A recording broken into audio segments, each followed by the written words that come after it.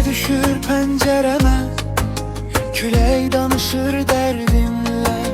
Sensiz kalan bu yürek her döyüntüde seni ister. Küçelerde izlerin, yağış yuyup aparsa da hatirelerin sesi susmur gecelerimde daha. Sessiz gecelerde adını deyirəm, ulduzlara bakıp seni dileyirəm. Belki bir gün yine qayıdarsan, bu ürək hələ də səni gözləyir. Sessiz gecelerde adını deyirəm, ulduzlara bakıp seni dileyirəm. Belki bir gün yine qayıdarsan, bu ürək hələ də səni gözləyir.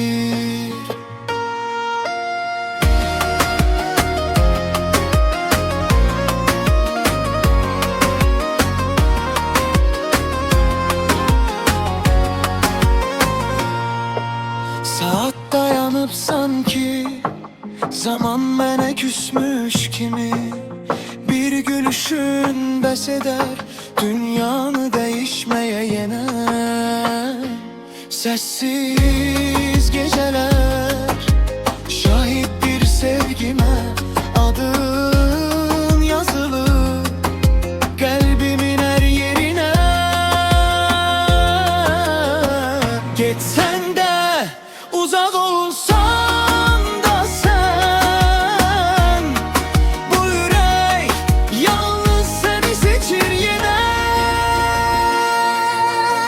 Sessiz geceler